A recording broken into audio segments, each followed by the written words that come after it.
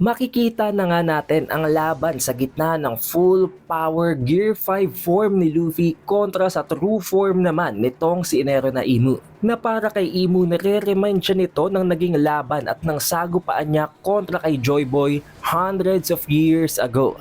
Pero para dito kay Luffy, ito ay ang pinakaunang pagkikita nila. Rason kung bakit ayaw nga niyang tinatawag siya ng kung ano-anong pangalan nitong si Imu. Gusto niyang kilalanin siya nito bilang si Luffy ang magiging susunod na Pirate King. At dito sa matchup na ito guys, makikita natin ang full potential ng Gear 5 nitong si Luffy. Dahil na-witness nga natin sa previous chapters bago dumating dito si Luffy, talagang busog na busog siya guys. So for sure, medyo mahaba ang duration ng paggamit niya ng Gear 5 ngayon at pwede niyang i-maximize ang application ng kanyang ability sa laban na to. However, that is not the only matchup na inaantay ng napakarami ngayon. Kung hindi, maging ang laban sa gitna ni Summers at nitong si Zoro. At ang laban sa gitna nitong si Killingham, ng Rain God na si Zaza at nitong si Sanji. So literally, highlights na naman ito ng Monster Trio dito sa Elbaf Arc. Syempre hindi natin isasantabi at hindi natin i-disregard dito itong si Loki dahil kahit papano tinapatan niya pa rin si Imu.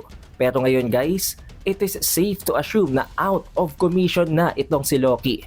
I don't think na makakabalik na siya sa battlefield unless bigyan siya ng paunang lunas temporarily. Kahit papano konting tulong lang para makarecover siya after niyang tamaan ng stigma. Dahil oo, matigas naman guys itong si Loki and actually napaka-durable nito. Magmula pa lamang nang nakatali siya sa Treasure Tree Adam, pinagbubugbog na siya ni Gunko. Tinusok pa siya ng sandata nitong si Shamrock na ang Cerberus na nakita natin napakaraming dugo ang nawala sa kanya. After that nakarecover siya ng konti, pero matapos yun, nang tapatan niya na naman itong si Imu, dalawang tama na naman ang tinanggap ng katawan niya. Ang sword na Nemesis after ng kanilang pinakaunang paghaharap at ngayon ang napakadayang ability naman ni Imu na ang Stigma. Rason kung bakit maging si Ragnir nga na kilalang kilala si Loki nag-aalala ngayon dahil hindi na siya gumagalaw. Pero gaano nga ba kadaya, gaano ka-OP ang Stigma nitong si Imu? Alam naman natin guys, sobrang dami na ng ipinakita at ipinamalas na application ni Imu ng paggamit ng Omen, ng Black Flames. Pero to be honest, ang Stigma ang isa sa pinaka-OP, kung hindi literally ang pinaka-OP talaga sa lahat ng kanyang arsenal. It is not yet explained kung paano ito nagwo-work, pero kung may reading comprehension kayo guys, ganito lang yan kasimple. Nagtatapon siya ng mga prowlers na pwedeng kumapit sa mga targets niya. Also guys, ang mga prowlers na ito ay mayroong sarili nilang consciousness na para bang pwede itong utusan ni Imu. Sa latest chapter guys, nakita natin after itapon ni Imu ang mga prowlers na ito kay Loki at kay Luffy, mayroong nangyaring hindi natin inaasahan. Ang prowler na kumapit kay Loki, nagsasalita. Literal na may consciousness ito. At ang hindi din napansin ng karamihan maging ang ibang content creators ay nakapag-iwan ng prowler si Imu sa parte ng dibdib nitong si Loki na kung saan binutas niya ito gamit ang Nemesis. Dahil dito guys, dalawa ang prowler sa katawan nitong si Loki. Ang dalawang prowlers na ito ay nag-usap at sinabi na inuutusan daw sila ni Imu Sama na pumunta sila sa target na ang upper part ng stomach nitong si Loki. Specifically sa part kung saan may damage at may butas nga ito na naidulot ng Nemesis beforehand. Na rason guys kung bakit alam natin ngayon na meron silang consciousness. Oo, nauutosan sila ni Imu, pero kahit hindi ganun ka-accurate ang placement ni Imu ng paglagay ng prowlers, gumagalaw sila. Tinangka din silang tanggalin ni Loki pero kumakapit talaga ito guys. Bilang intangible object na apoy, hindi niya ito malis.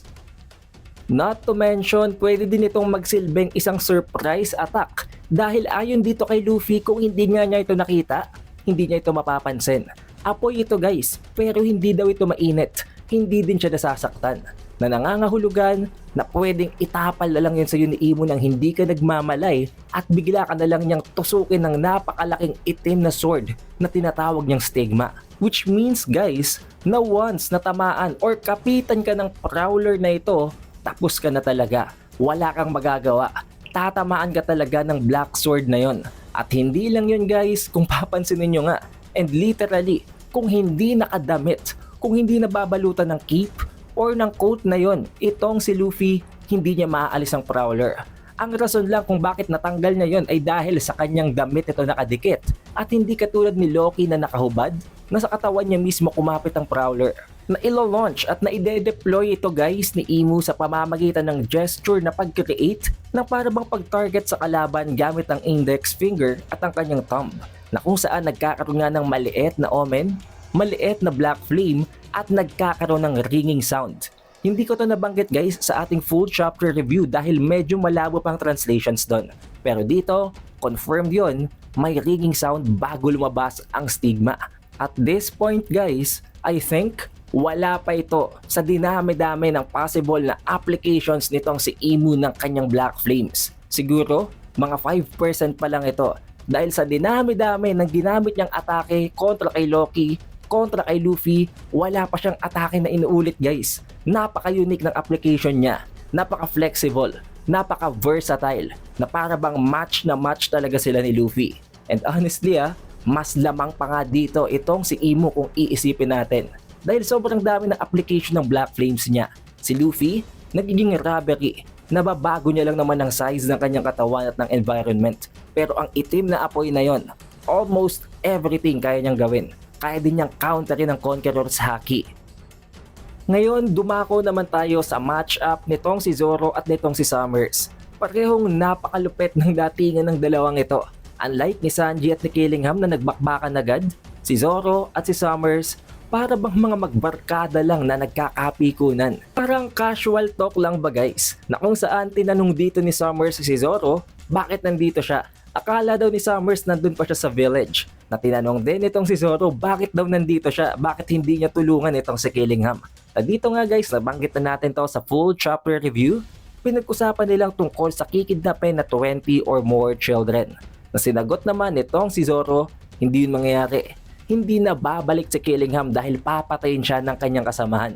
Napaka-confident dito ni Zoro, as if alam niya na maa-awaken nitong si Sanji ang Conqueror's Haki. Dahil alam naman natin guys, walang counter sa mga Holy Knights maliban sa Conqueror's Haki. Nakita din natin na sa pagsisimula ng laban nilang dalawa, inunahan siyang atakihin dito ni Summers. Na syempre, obviously, lamang na lamang dito si Zoro guys. Napakalakas na ni Zoro ngayon, lalong lalo pat alam niya na may Conqueror's Haki na siya. However, let us not forget, buffed din ang mga Holy Knights. Itong si Summers at si Killingham ng Black Flames ni Imu. Kaya hindi natin sila pwedeng maliitin. For sure, makakapalag-palag naman ito bago siya paslangin itong si Zoro. And honestly guys, ang binanggit nga nitong si Zoro kanina nang nag-uusap sila ni Summers, hindi ang tatalunin lang si Killingham. Papatayin daw yun ni Sanji. On the other hand, si Sanji guys, medyo nagsastruggle kontra kay Killingham. Unang-una sa lahat, ang pinaka-priority niya dito ay ang iligtas ang kinikidnap na bata, pigilan ang binubugbog ng mga giants ng Rain God na si Zaza. Pero ang problema nga, babae si Zaza. Rason kung bakit hindi niya ito maatake. Ngayon, ang naisip niyang paraan, si Killingham na lang ang bubugbugin at papatayin niya. However, kahit alam niyang weakness nito na Conqueror's Haki, hindi niya pa yun tinataglay guys. Oo, na-confirm na meron siyang potensyal. May qualities siya na tinataglay ng mga marunong gumamit nito. But currently, ayon kay Gaban, meron siyang uncertainty. May self-doubt siya. Rason kung bakit hindi ganun kalakas ang kanyang willpower at hindi niya pa ito magamit. Not to mention, medyo parang ang baluktot ang pag-iisip niya na hindi siya pwedeng umatake ng babae. This could be one of the reasons kung bakit hindi niya ma-awaken ang kanyang Conqueror's Haki. Unlike ni Zoro, once na makapag-set siya ng kanyang goal, walang makakapigil sa kanya. Babae, lalaki, kahit ano, papaslangin at hihiwain niya as long as kailangan. Pero itong si Sanji guys, meron nga siyang pinipili ng mga pagkakataon.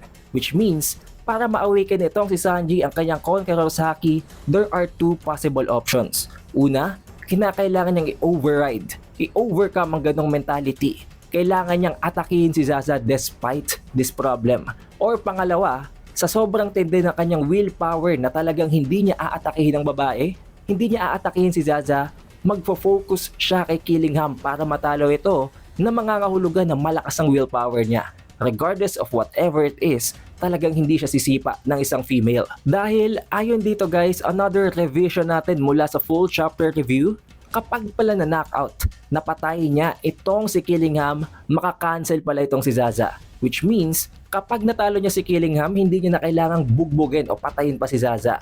Pag nawala si Killingham, wala na din ang kanyang nightmares. Next up ay ang confirmation ng kung paano gumagana ang frozen ice nitong si Ragnir. All throughout this time guys, alam na talaga natin na walang kahit na sinong makakapag-cancel, makakapag-undo ng ice na na-create nitong si Ratatoskr. Dahilan kung bakit, maging ang Ome ni Imu hindi nga effective.